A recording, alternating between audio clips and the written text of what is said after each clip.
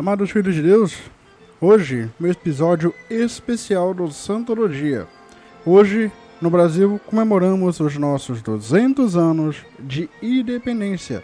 Então hoje vamos conhecer um pouco da história desses 200 anos de independência do Brasil.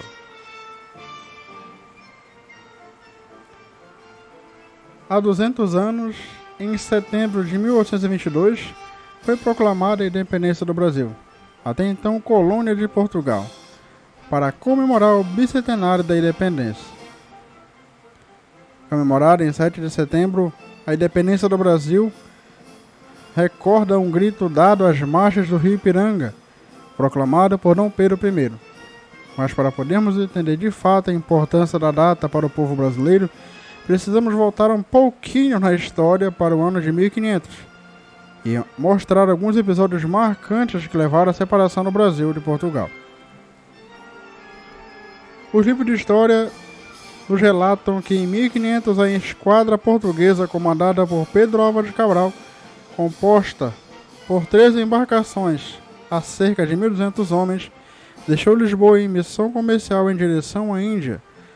Porém, após 40 dias, devido a um desvio na rota por causa de uma tempestade, aportaram pela primeira vez naquela que ficou conhecida como Terra de Santa Cruz, em 22 de abril de 1500, atualmente denominada região de Porto Seguro, no sul da Bahia. O encontro entre índios e portugueses foi amigável e de muito interesse por ambas as partes. É tanto que até hoje a respectividade, a boa acolhida e a alegria são marcas herdadas e presentes no comportamento de todo brasileiro. De 1500 até 1822, desses 200 anos, quando o Brasil se tornou independente, ocorreram muitos episódios. Vamos listar alguns deles. Em 1532, a fundação de São Vicente, a primeira vila do Brasil. Em 1534, divisão do território do Brasil em 14 capitanias hereditárias. Essas divisões foram fundamentais para o povoamento e o desenvolvimento do Brasil. Em 1549, a chegada dos jesuítas, elas foram os primeiros educadores da nossa nação. No mesmo ano, a cidade de Salvador foi fundada. A partir de então, a cidade se estabeleceu como capital do Brasil.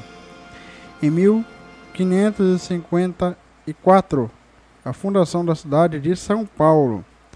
Em 1565, fundação da cidade do Rio de Janeiro, com aproximadamente 30 mil habitantes da segunda metade do século XVIII.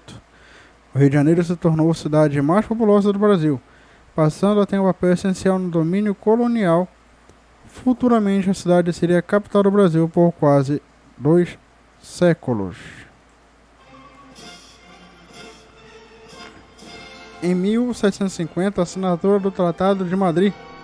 Esse, por sua vez, substituiu o Tratado de Tordesilhas e definiu os limites das colônias sul-americanas.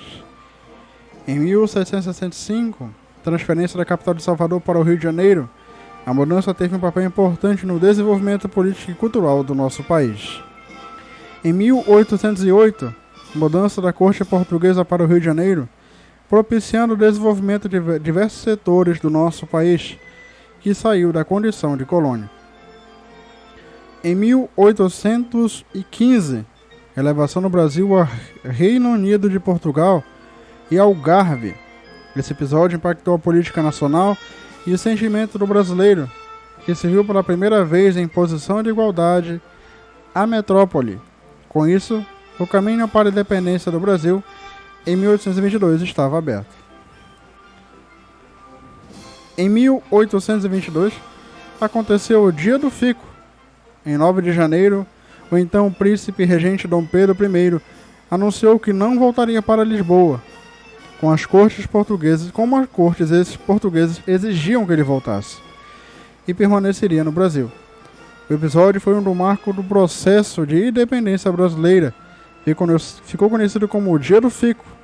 No mesmo ano, após desobedecer as ordens da classe política portuguesa, em 7 de setembro de 1822, às margens do Ipiranga, Dom Pedro I deu o brado de independência, desvinculando o Brasil de Portugal e dando início à nossa soberania. Amigos, as cortes portuguesas querem escravizar-nos e perseguem-nos. Essa era a palavra de Dom Pedro I. De hoje em diante, nossas relações estão quebradas. Nenhum laço nos une mais.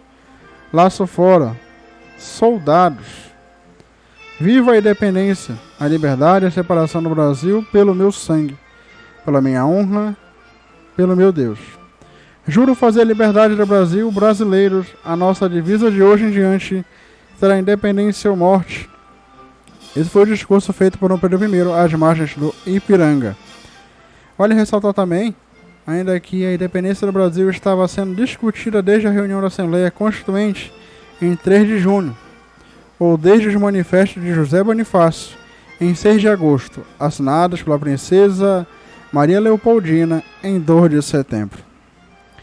É interessante ressaltar também que o grito de Dom Pedro I só foi noticiado 2 semanas após o acontecido. Aqueles que dizem testemunhas do fato fizeram relato apenas por escrito. Anos depois, ainda assim, o 7 de setembro marcou a marca que até hoje é o fim dos laços da colonização que existia com Portugal. Foi o início de um novo período cultural, sociológico, histórico e econômico para o Brasil, que passou por uma nação autônoma.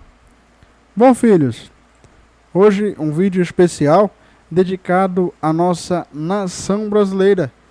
Não deixe de dar seu like, não deixe de curtir e vamos avante. Que Deus, sua infinita misericórdia, possa abençoar o nosso Brasil neste dia de hoje e abençoar cada um de nós. Que possamos ser felizes cada dia mais e que possamos ser conscientes e criadores da nova sociedade, ou pelo menos ficarmos felizes no nosso país, o qual é um país maravilhoso. Estivemos reunidos para a glória do Senhor, em nome do Pai, do Filho e do Espírito Santo. Amém. Desde já, eu vos desejo um ótimo e excelente feriado. Independência do Brasil, 7 de setembro.